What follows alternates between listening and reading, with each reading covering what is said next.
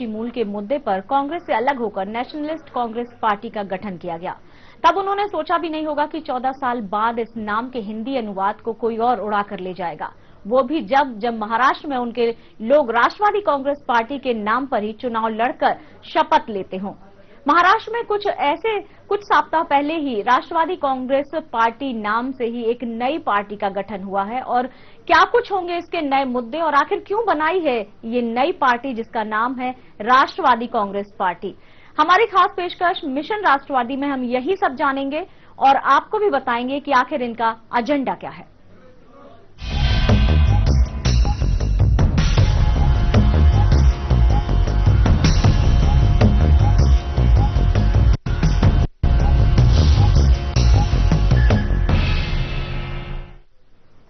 तो हमारे इस खास पेशकश में आप सभी का स्वागत है और हमारे साथ मिशन राष्ट्रवादी इस खास कार्यक्रम में जुड़ने के लिए, बातचीत करने के लिए जुड़े हुए हैं हमारे साथ राष्ट्रवादी कांग्रेस पार्टी के राष्ट्रीय अध्यक्ष कमलेश कुमार जी, और इसके साथ ही हमारे साथ रायगढ़ से फोन लाइन पर जुड़ेंगे प्रशांत ठाकुर जी, और साथ ही साथ हमारे साथ जुड़ेंगे हमारे संवाददाता गोपाल शाह जी। तो सबसे पहले हम अपने इस कार्यक्रम की शुरुआत करते हैं और हम जानने की कोशिश करेंगे कि आखिर जब इतनी सारी पार्टियां हैं भारत में जिनकी गिनती नहीं की जा सकती, हालांकि उनमें से चंद कुछ बड़ी पार्टियां हैं, लेकिन बहुत सारी पार्टियां हैं जो उप पार्टियों के तहत जानी जाती हैं, लेकिन इसमें एक और पार्टी का नाम जुड़ गया है, वो है राष्ट्रवादी कांग्रेस पार्टी। आखिर क्यों किया गया है इसका गठन, जानेंगे कमलेश जी से। कमलेश जी, आपका बहुत बहुत स्वागत है स्टूडियो में। कमलेश जी, आपसे जानना चाहेंगे, इतनी सारी पार्टियां थी, आपको क्या जरूरत आन पड़ी कि एक और पार्टी का गठन किया जाए, राष्ट्रवादी कांग्रेस पार्टी? मैडम, ऐसा सबसे पहले मैं बताना देना चाहता हूं कि हम लोग जो ये पार्टी का गठन किए हैं, हम लोग एकदम ग्रास रूट से जुड़े हुए सामाजिक कार्यकर्ता हैं और एकदम मीडियम फैमिली से बिलोंग करते हैं। और हम लोग ये चीज देखा है कि जितनी भी पार्टियां आई हैं, जो बड़ी पार्टियां हैं, वो या तो किसी बड़ी पार्टी से टूट के बनी है, जिसके पहले अध्यक्ष लोग या ऑफिस बेयर लोग कोई बड़ी पार्टी में मंत्री का पोस्ट ले चुके हैं, वहां से बहुत पैसे उनके पास आ गए, उन्होंने अपनी पार्टी बना ली, अपनी विचारधारा अलग लेके आए। लेकिन कॉमन पीपल से जुड़ा हुआ कोई भी पार्टी अभी तक न सत्ता के करीब पहुंच सका है और न सत्ता में जाने का प्रयास करता है, क्योंकि कॉमन व्यक्ति का जो समस्या होता है वो कॉमन व्यक्ति ही बता सकता है। और हम लोग बहुत दिन से इस चीज पे सोशल वर्क के बीच में लगे हुए हैं और आम जनता के लिए ही काम कर रहे हैं। खुद अपनी समस्याओं को भी हम लोगों ने देखा है और हम लोगों ने एक चीज देखा है कि डेमोक्रेसी में जो एक अभी पॉलिटिकल पार्टी लोगों ने एक ट्रेंड चला रखा है गठबंधन का। ये गठबंधन इलेक्शन से पहले और इलेक्शन के बाद, गठबंधन में सबसे बड़ी खामियां क्या है, ये हमारे डेमोक्रेसी का सबसे बड़ा एक कैंसर समझ लीजिए इसको। गठबंधन जो पहले होता है, इलेक्शन से पहले गठबंधन अगर होता है तो वो जितने भी राजनीतिक दल हैं जिनका गठबंधन के जो शिकार हो जाते हैं वो राजनीतिक कार्यकर्ता मारे जाते हैं। दूसरी बात उनके लीजिए जो किसी मुद्दे विशेष से पार्टी तोड़ के बना है अलग, वो मुद्दे को दरकिनारा करके वो सत्ता का सुख भोगने के लिए वो लोग बाद में भी अलायंस कर लेते हैं और अलायंस करने के बाद वो इस बात का ध्यान नहीं देते कि जो उन्होंने वोट प्राप्त किया है वो किस सेंटीमेंट के आधार पर प्राप्त किया है, उस सेंटीमेंट को भी वो ताक पर रख देते हैं, सिर्फ इसलिए कि उनका बार्गेनिंग पावर ज्यादा बढ़ जाए। और आज जितना भी आपने घोटाला देखा है, सबकी देन यही गठबंधन है। अगर ये गठबंधन नहीं होती तो शायद इतना बड़ा घोटाला नहीं होता आज हमारे। लेकिन कमलेश जी, क्या आप सीधे तौर पे आपका कहना कि जितनी भी पार्टियां हैं वो सब ऊंचे लेवल से बनकर आई हुई हैं या फिर मात्र जो धनवान एक वर्ग होता है उसके विषय में ध्यान रखती हैं, गरीबों के विषय में नहीं, लेकिन सारी पार्टियों पर इस तरह का आरोप लगाना क्या सही है? मैडम, ऐसा मैं बताना चाहता हूँ, जब हमारे गांधी जी ने हम बताया था कि जब भी कोई योजना सरकार बनाए तो देश के सबसे गरीब व्यक्ति का चेहरा अपने सामने रखे और देखे कि वो योजना उन पे कितना लागू होती है। लेकिन आज बहुत दिनों से हम लोग देख रहे हैं कि जब भी सरकार कोई योजना बनाती है तो देश के सबसे अमीर व्यक्ति का चेहरा अपने सामने रखती है और देखती है कि उनकी योजना उनको कितनी फायदा करती है। आज आपने कोल घोटाला देखा, जितने भी घोटाले देखे, ये उन लोगों को बहुत आसानी से मिल जाता है। एक साधारण आदमी जिसके लिए गवर्नमेंट ने कोई योजना बनाई, वो योजना लेने के लिए, प्राप्त करने के लिए उनकी कई पीढ़ी निकल जाते हैं, लेकिन उनको कोई योजना नहीं मिलती। अभी हम कल ही टीवी पे एक देखा हम लोगों ने, बड़ा एक जोक था। महाराष्ट्र में एक आदमी को मुआवजा मिला 80 रुपया, जो कि 80 रुपया एक डेली वेजेस लेबर का भी भत्ता नहीं होता, वो उनको मुआवजा की राशि मिली। अगर वो एक लेबर भी उनका काम करता है तो शायद उससे कहीं ज्यादा देना पड़ेगा। तो ये ग्राउंड लेवल के लिए कभी सोचते ही नहीं है, जो लोग सोचते हैं सब ऊपर की ही सोचते हैं। चलिए, आपने सोचा है और नई पार्टी का गठन किया है, आपने क्या सोचा है, क्या अहम मुद्दे होंगे आपके? आप निचले तबके की बात कर रहे हैं, आप आम आदमी की बात कर रहे हैं, जिससे उठकर आपने इस पार्टी का गठन किया है। किन खास मुद्दों पर आप लोगों के लिए सामने आएंगे, उनके लिए लड़ेंगे? मैडम, जैसे अभी हमारे भाजपा के अध्यक्ष हैं मोदी साहब ने दिया कि देवालय और शौचालय, हमने कहा देवालय शौचालय तो उनको याद रहा, उनको विद्यालय याद नहीं रहा। जी, मैं ये बताना चाहता हूं कि हमारे यहाँ जितने भी एजुकेशन इंस्टीट्यूट हैं, सबसे पहले हम इसकी बाजारीकरण खत्म करेंगे, इसका कॉमर्शियल सिस्टम खत्म करेंगे, टॉप टू बॉटम जितने भी शिक्षा हैं वो फ्री ऑफ कॉस्ट होंगे। आज आप एग्जांपल लीजिए, एक डॉक्टर अगर 1 करोड़ रुपया खर्च करके वो डॉक्टर बनता है तो मुझे नहीं लगता कि वो जीवन रक्षक बनेगा, वो तो जीवन भक्षक ही बनेगा, क्योंकि उनका करोड़ों रुपया उनके माँ बाप ने कर्जे लिए उनको पढ़ाने के लिए, और उससे कई गुना ज्यादा उनको कमाना यहाँ रोकना चाहेंगे। लेकिन सरकार ने ऐसी कई योजनाएं बनाई है, शिक्षा की बात सरकार भी करती है जो अभी सत्ता में बैठे हैं। आपने मनमोहन सिंह के बारे में भी कहा था कि वो काफी शांत स्वभाव के नेता है और उनके सामने से सब कुछ होता चला जा रहा है, वो बेचारे उस पर भी ध्यान नहीं दे पाते। लेकिन सरकार ने खुद भी शिक्षा की बात करें, रोजगार की बात करें, खाद्य सुरक्षा बिल अभी लेकर आई है, तो बहुत सारी चीजें तो वो खुद भी सामने से कर रही है। तो फिर ये नई पार्टी इसमें क्या अनोखा करेगी? ये खाद्य सुरक्षा बिल है, जो शिक्षा नीति है, उनको इन्होंने अभी लास्ट स्टेज में लाया है उन्होंने जी। और खाद्य सुरक्षा बल का बिल जो है, इसका प्रैक्टिकल हो पाना, डिस्ट्रीब्यूशन हो पाना ये पॉसिबल नहीं है, क्योंकि उनके पास कोई ऐसा सिस्टम नहीं है जिससे वो डिफाइन कर पाए कि ये योजना का फायदा किस लोगों को मिलना चाहिए और कैसे मिलना चाहिए। आप साल 2 साल बाद देखेंगे या तो ये योजना बंद हो गया क्योंकि ये चुनावी स्टैंड है, अभी चुनाव आया है, या इसमें भी बहुत बड़ा घोटाला हो गया, क्योंकि इन्होंने कोई सिस्टम नहीं बनाया है कि किस तरह से ये लोग डिफाइन करेंगे कि किसको इनका हक मिलना चाहिए। और जहां तक ये शिक्षा की बात है मैडम, आज भी देखा होगा आपने कि लाखों रुपए का डोनेशन देकर के स्कूल में ही जा सकते हैं, और सड़क छाप बच्चों को तो मैंने नहीं देखा कि आज तक किसी स्कूल में अडॉप्ट किया गया फ्री ऑफ कॉस्ट। ये सब एक किताबी बात है, पेपर की बातें हैं, स्टैंड है ये। जी, निचले तबके की आपने बात की है, आपने विद्यालय की बात की है, शिक्षा की बात की है, क्या आपने उनके लिए किसी तरह की कोई योजना तैयार की है? क्या आप पार्टी के रूप में रजिस्ट्रेशन हो गया है, सामने आ गए हैं, तो क्या कुछ ऐसी योजनाएं बनाई हैं जिन्हें आप जल्द से जल्द कारगर साबित करना चाहते हो, अमल में लाना चाहते हो? जी, जैसे भी हमारा इलेक्शन नजदीक आएगा, हम लोग अपने चुनावी जो वायदा पत्र होता है उसमें हम लोग वो सारी चीजें बताएंगे जो हम लोग जनता के सामने लाना चाहते हैं। और मैं एक चीज बता देना चाहता हूं कि मेरी पार्टी चाहे जैसा परफॉर्म करे वो मैं नहीं जानता, लेकिन मैं जनता के सामने जो लेके आऊंगा वो जरूर यूनिक होगा और वो ऐसा चीज होगा जो ग्रास रूट को टच करता हो। जी, चलिए, तो ये तो समय आने पे पता चलेगा कि कितना यूनिक होगा और कितना कारगर साबित होगा, और जिस निचले तबके की आप बात कर रहे हैं उन्हें क्या कुछ मिलेगा। इस समय हमारे साथ फोन लाइन पर जुड़ रहे हैं रायगढ़ से कांग्रेसी विधायक हैं प्रशांत ठाकुर जी। प्रशांत जी, कमलेश कुमार जी हमारे साथ बैठे हुए हैं जो कि राष्ट्रवादी के राष्ट्रीय अध्यक्ष हैं, जो नई पार्टी गठित हुई है। उनका कहना है कि जो इतनी सारी पार्टियां हैं वो एक आम आदमी के लिए, गरीब आदमी के लिए, निचले तबके के लिए जो कुछ नहीं कर पा रही हैं, ये पार्टी उन लोगों के लिए वो सब करेगी। क्या लग रहा है आपको? आप लोग खुद काफी समय से हैं सत्ता में, कांग्रेस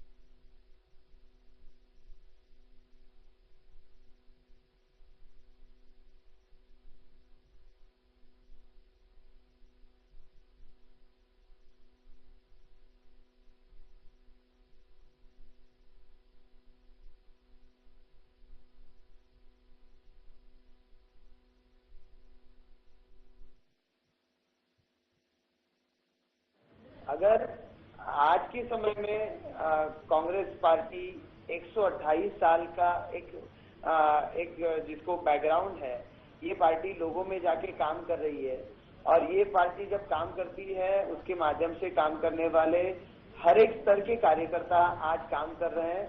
उनके माध्यम से काम करते वक्त हम जो परेशानियां महसूस करते हैं, क्योंकि अलग अलग एज ग्रुप के लोग आज वोटर्स बन चुके हैं, और जो कि आज के समय में वोटर्स नहीं है, 18 साल से नीचे वाले, अब जो यूथ है जो आज कहीं ना कहीं कॉलेज में पढ़ रहे हैं, उनकी भी अपनी अपनी एक्सपेक्टेशन है। सोशल मीडिया के माध्यम से वो अपनी अपनी एक्सपेक्टेशंस को जाहिर कर रहे हैं, और मैं समझता हूं कि आज वोटिंग का अधिकार जब 18 साल तक सीमित किया गया है कि 18 साल के ऊपर वाला हर कोई वोट कर सकता है, तो ऐसी सूरत में बहुत ही बड़ा साइजेबल नंबर है जिसको टैकल करने की आवश्यकता है।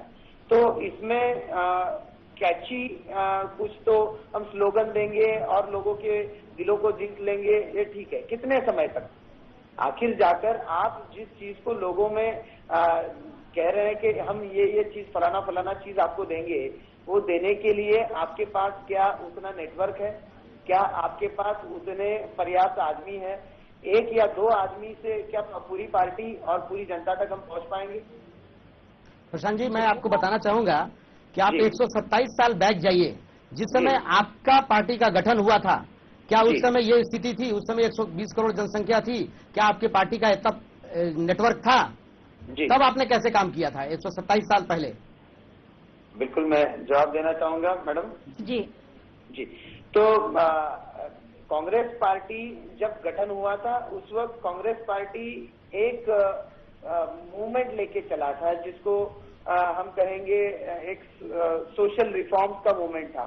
उसमें कहीं भी चुनाव लड़ने की बात नहीं थी, पर उस वक्त जो माहौल था 1885 में की बात अगर हम करें, तो उस वक्त जो माहौल था कि अंग्रेजों के खिलाफ की एक मूवमेंट बनी हुई थी, जिसमें लोगों को सुधार चाहिए था, बदलाव चाहिए था, और ये बदलाव लेके आगे चलते चलते सोशल प्लेटफॉर्म पे पहले ये काम हुआ, फिर पॉलिटिकल मूवमेंट हुआ। जी। तो प्रशांत जी, मैं आपको बताना चाहूंगा वही मूवमेंट आज भी है। आज सिर्फ हम गोरी चमड़ी से छुटकारा, गुलामी से आजादी मिली है हमको, आर्थिक आजादी आज भी नहीं मिली है, और वो लड़ाई आज हमको लड़ना है अपने प्लेटफॉर्म के माध्यम से। जी जी जी, मैं आपको शुभकामनाएं देता हूँ। जैसे कि मैंने पहले ही कहा, बस मेरा यही निवेदन रहेगा कि पहले सोशल प्लेटफॉर्म पे एक कुछ समय पर तक काम करने के बाद अगर पॉलिटिकल फील्ड में अगर एंटर किया जाए, तो लोगों में एक क्रेडिबिलिटी बन के काम करना आसान होता है। ठीक है, ये आपका नजरिया है, मैंने अपनी राय बता दी। बस आपके शुभकामनाएं के लिए धन्यवाद। जी प्रशांत जी, यहाँ पर एक और आपसे प्रश्न जानना चाहेंगे, क्योंकि हम चर्चा कर रहे हैं और कमलेश जी हमारे साथ बैठे, उन्होंने एक बात और कही। उन्होंने कहा कि मनमोहन सिंह जैसे जो प्रधानमंत्री हैं देश के, वो बैठे हुए हैं, शांत स्वभाव के हैं, ईमानदार हैं, लेकिन उनके ही राज में, उनके कार्यकाल में जो है वो कोयला घोटाला हो रहा है, रेलवे में घोटाला हो रहा है, ये सारे घोटाले हो रहे हैं। तो आखिर वो उस पर नजर क्यों नहीं डाल रहे हैं? फिर अगर वो ईमानदारी से काम कर रहे हैं, यूपी सरकार ईमानदारी से काम कर रही है, तो फिर ये घोटाले कैसे हो रहे हैं? केंद्र सरकार में हमारे देश के प्रधानमंत्री मनमोहन सिंह जी के माध्यम से, डॉक्टर मनमोहन सिंह जी के माध्यम से सरकार है। आदरणीय सोनिया जी के नेतृत्व में ये सरकार अपना काम कर रही है। दरअसल अगर हम देखें, केंद्र सरकार के माध्यम से 2004 साल से लेकर हम लोग काम कर रहे हैं। एक तरफ काम करते हुए बहुत सारे फील्ड्स हैं जो आज तक शायद लोगों के लिए या हम कहेंगे कि प्राइवेट लोगों के लिए ओपन नहीं हो रहे थे। अब जबकि वो प्राइवेट लोगों के लिए ओपन हो रहे हैं, अलग अलग कंपनियां उसमें आ रही है, काम कर रही है। एक ही समय पर देश में बहुत सारे जगह पे अलग अलग फील्ड में काम शुरू हो चुका है। अभी सरकार की अपनी अपनी एक व्यवस्था है। इस व्यवस्था के तहत इसके ऊपर निगरानी रखना और हर एक फील्ड में जहां पर गवर्नमेंट को रेवेन्यू हो सकता है उसको बढ़ावा देना, ये गवर्नमेंट का काम है। नहीं, प्रशांत साहब, एक स्टेप में मैं पूरा कर लूं कि कहीं ना कहीं इसमें ये बात हो सकती है कि गड़बड़ हो सकती है। जरूरी ये बन जाता है कि क्या वो गड़बड़ होने के बाद हम उसमें दखल दे रहे हैं, क्या वो दखल देने के बाद जो दोषी पाए जाते हैं उनके ऊपर कार्रवाई करने की गवर्नमेंट कोशिश नहीं कर रही है।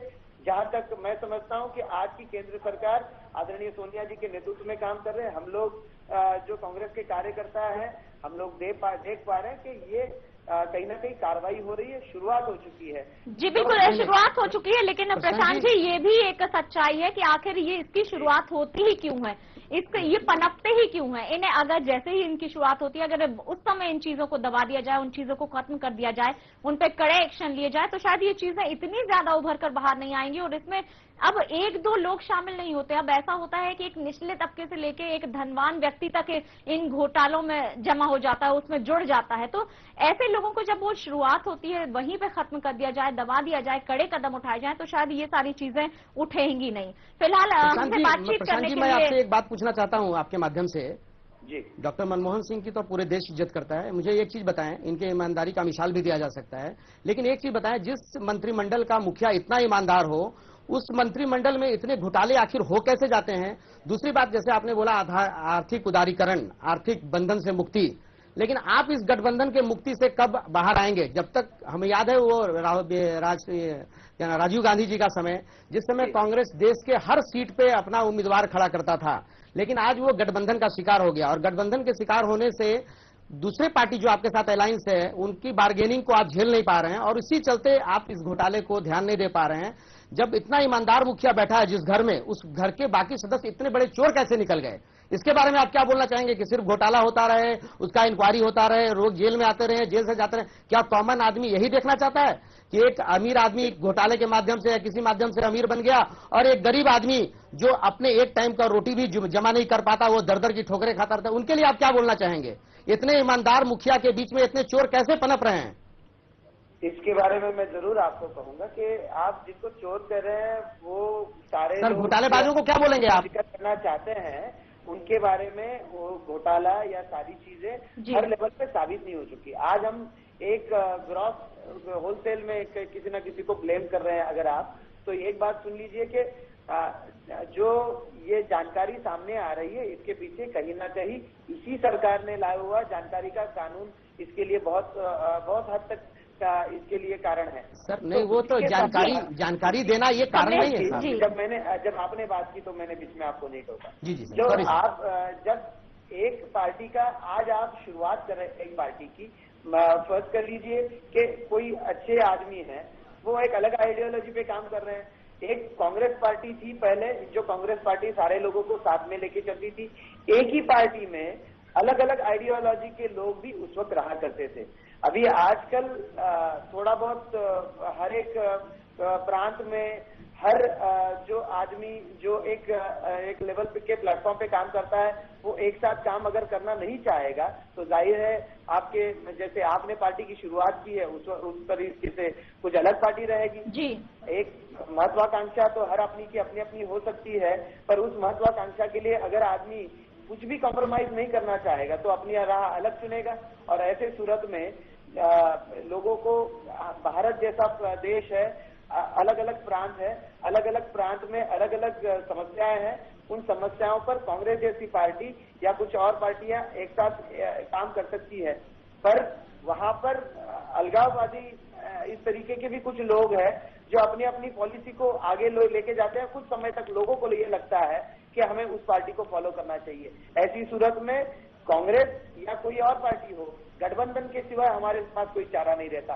और जब गठबंधन का हम चयन कर लेते हैं तो गठबंधन चयन करने के बाद उस गठबंधन में हमारे साथ सारे के सारे अच्छे लोग हो, इसका चयन हम नहीं कर सकते। जी बिल्कुल प्रशांत जी, यहाँ पे आपको मैं टोकना चाहूंगी क्योंकि अभी राष्ट्रवादी का नया गठन हुआ है, अभी ने बहुत लंबा सफर तय करना है। तब हम भी और आप भी सब यही हैं, तब देखेंगे कि राष्ट्रवादी जो है वो कितने दिन तक अकेली चलती है, क्या आगे चलकर उसे भी किसी के गठबंधन की जरूरत पड़ती है या नहीं पड़ती है। और जाहिर सी बात है कि जब लोग ज्यादा बढ़ते हैं, जब किसी भी पार्टी का इलाका जो है वो विस्तार होता है, उसका बढ़ता जाता है, उनकी जो योजनाएं होती हैं वो बढ़ती, तो जाहिर सी बात है कि उनसे मिलती जुलती जो भी राय वाले लोग होते हैं वो आपस में जरूर एकजुट हो जाते हैं। भले ही वो पार्टी का गठबंधन कहा जाए, चाहे एनसीपी कांग्रेस की बात करें, चाहे शिवसेना और बीजेपी जैसी पार्टियों की बात करें, कहीं ना कहीं उनके जो इरादे होते हैं अगर वो मेल खाते हैं तो वो आपस में गठबंधन कर ही लेते हैं। फिलहाल इस पूरी बातचीत के लिए आपका बहुत बहुत धन्यवाद प्रशांत जी। हेलो प्रशांत जी। कमलेश जी, आपसे जानना चाहेंगे, आपने गठबंधन की बात कही, क्या आपको लगता है कि आपकी पार्टी अभी नई इसकी शुरुआत हुई है, नवगठित पार्टी है, सबसे पहले तो ये जानना चाहेंगे कि आखिर अभी आपकी पार्टी से कितने लोग जुड़े हैं? मैडम, ऐसे हमारी पहले भी सामाजिक सरोकार रहा है हमारा, हम संस्था के माध्यम से लोगों के बीच में काम करते रहे हैं। मेरी संस्था से बहुत लोग जुड़े हुए हैं और मैं जानता हूं कि जब मैं मार्केट में जाऊंगा, लोगों के बीच में जाऊंगा, तो लोग मेरे आइडियोलॉजी पे बहुत लोग जुड़ेंगे। मेरे आइडियोलॉजी को सपोर्ट करने वाले वो हर कॉमन व्यक्ति हैं जो आज के भ्रष्टाचार से पीड़ित हैं, वो सारे मेरे आइडियोलॉजी में फिट होते हैं। जी जी। दूसरी बात, अगर बात करें नेताओं की, चाहे जो भी बड़े नेता हों, जब वो एक पोजीशन पे बैठे होते हैं, चाहे केंद्र में हो चाहे राज्य में हो, वो एक पद संभाल रहे होते हैं और वो साथ ही साथ उस पद की गरिमा को पूरी तरह से नहीं बना पाते हैं। उसमें भी कहीं ना कहीं कोई गलतियां होती हैं, लेकिन वो दूसरी चीजों में भी अपना हाथ आजमाने पहुंच जाते हैं। सीधे अगर नाम लिया जाए तो हम यहाँ पर शरद पवार और गोपीनाथ मुंडे जी की बात कर रहे हैं कि वो दोनों ही, शरद पवार एनसीपी में एक एनसीपी के प्रमुख तो हैं ही, साथ ही साथ वो एक केंद्रीय कृषि मंत्री भी हैं। उसके बावजूद भी खेती की बात करें, कृषि की बात करें, किसानों की बात करें, उनके लिए वो काफी कुछ नहीं कर पा रहे हैं। अभी भी आत्महत्याएं जारी हैं, लोगों को मुआवजा नहीं मिल रहा है, बारिश है, अकाल है, उससे खेती बर्बाद हो रही है, उन पर पूरा ध्यान नहीं दे पाते हैं। लेकिन वो क्रिकेट में एमसीए के अध्यक्ष पद के लिए चुनाव लड़ते हैं और उस ओर भी जाना चाहते हैं, उस पर भी ध्यान डालना चाहते हैं। अब उसमें एक और नाम शामिल हो गया है, वो है गोपीनाथ मुंडे का। क्या कहेंगे, एक पद पर अगर आप बने हैं तो उस पद की गरिमा बनाए रखने के लिए उस पद के कार्यों को कर लेना चाहिए, ना कि दूसरी ओर भी बढ़ना चाहिए। अगर राष्ट्रवादी की बात करें, जो नई राष्ट्रवादी बनी है, क्या आपको लग रहा है कि ये चीजें सही है, या आप लोग भी इस तरह की हाथ आजमाइश करेंगे दूसरी जगहों पर? नहीं मैडम, सबसे पहले एक बात बताएं, अगर सच्चे दिल से आप किसी जनता का मदद करने के लिए उतरे हैं और आपको एक मंत्री का पद मिला हुआ है, और वो भी मंत्री का ऐसा पद है, कृषि मंत्रालय ऐसा कहा गया है कि भारत कृषि प्रधान देश है, और उस प्रधान देश के कृषकों का आपको मुखिया बनाया गया है। आप उस पर ध्यान नहीं देके क्रिकेट पे ध्यान दे रहे हैं, जिसमें आपको ग्लैमर मिलता है, पैसे भी बहुत ज्यादा हैं। और अभी आपने देखा 3-4 साल में करीब 4-5 हजार किसान ने आत्महत्या कर ली। उन पे कभी इन लोगों ने ध्यान नहीं दिया। इन लोगों ने मिलजुल करके सारे खेत को ही पिच बना दिया क्रिकेट का, और रोलर के नीचे बेचारे वो किसान मारे जा रहे हैं। खैर, इसकी कोई चिंता की बात नहीं है। आने वाले समय में आम जनता जागेगा, किसान जागेंगे, और वो समझेंगे कि इन लोगों का खेल को समझेंगे, इन लोगों के खेल को देखेंगे। और मैं आपके माध्यम से सब कॉमन जनता को यही अपील करना चाहता हूं कि एक मत होकर किसी एक पार्टी को ही वोट दें, पूर्ण बहुमत से दें, तभी वो आपके लिए कोई सबल रूप से आपके लिए नेतृत्व करेंगे और आपके लिए कोई योजनाएं बनाएंगे, और योजनाएं आप तक आएंगी। गठबंधन प्री और पोस्ट, गठबंधन के भूत से छुटकारा पाएं, वो वोटर भी छुटकारा पाएं, मैं कहता हूं वो पॉलिटिकल पार्टी भी छुटकारा पाएं। सिर्फ सत्ता का सुख भोगने के लिए किसी भी से भी गठबंधन, अभी हमारे प्रशांत साहब ने कहा कि जिसका कॉमन आइडियोलॉजी होता है हम लोग मिल जाते हैं। मेरे को याद है जहां तक कि एनसीपी और कांग्रेस का कॉमन आइडियोलॉजी था ही नहीं। एनसीपी तब बनी थी जब सोनिया जी का मुद्दा आया था। बाद में सत्ता का सुख लेने के लिए दोनों एक हो गए, और दोनों ने एक होकर के फिर बाद में वही काम की, वो मुद्दा उड़ गया जिस मुद्दे के लिए वो लोग अलग हुए थे। कहां कॉमन आइडियोलॉजी है? सिर्फ लोगों को सत्ता का सुख लेना है, और सत्ता के सुख के माध्यम से आपने देख ही लिया अभी कितने करोड़ों करोड़ का हर डिपार्टमेंट, कोई ऐसा डिपार्टमेंट नहीं बचा जहां घोटाला नहीं हुआ हो। मैं मैडम एक चीज और बताना चाहता हूं, अगर आपके पास समय हो तो। जी, भारत सरकार की एक ही डिपार्टमेंट है LIC ऑफ इंडिया, जो घर घर जाके लोगों को भारत सरकार की योजनाओं को बताती है। बाकी भारत सरकार की कोई ऐसी डिपार्टमेंट नहीं है कि जो घर घर जाके उनके लिए जो स्कीम है, उनकी योजनाएं हैं, उनके तक पहुंचाए। जहां तक हम लोगों की पार्टी का सवाल है, हम लोग यही सोचते हैं कि उसी तरह से पब्लिक सर्वेंट पब्लिक के लिए काम करें जैसे एक नौकर काम करता है किसी के लिए। उनको हर घर में जाके हर लोगों को उनकी योजनाओं का लाभ उनको दिलाने के लिए जाना चाहिए, LIC टाइप। जी बिल्कुल। और नई राष्ट्रवादी का गठन हुआ है, कमलेश जी आप खुद इसके राष्ट्रीय अध्यक्ष हैं। अब देखना है कि दूसरी पार्टियों से तो आप संतुष्ट नहीं हैं, आपकी पार्टी से लोग, जो आम आदमी है जिनको जोड़कर आपने इस पार्टी का गठन किया है, वो खुद इस पार्टी की योजनाओं से, उनको मिलने वाली जो भी योजनाएं हैं उनसे कितना खुश होते हैं और कितना नहीं होते हैं। ये तो आप और हम यही हैं, दोनों ही देखेंगे कि लोग क्या कहते हैं और आपकी पार्टी कहां तक आगे बढ़ती है। फिलहाल हमारे इस कार्यक्रम में आप आए और इतनी सारी बातचीत की जानकारी दी, उसका बहुत बहुत धन्यवाद। और हमारे इस खास कार्यक्रम मिशन राष्ट्रवादी में हमारा मकसद यही था कि हम जानने की कोशिश करें कि आखिर राष्ट्रवादी, नई राष्ट्रवादी जिसका गठन हुआ है, वो आम जनता के लिए क्या करना चाहती है और कितना खुश कर पाएगी उस आम जनता को जिसे जोड़कर उसने इस नई पार्टी का गठन किया है। फिलहाल मेरे साथ इतना ही। नमस्कार।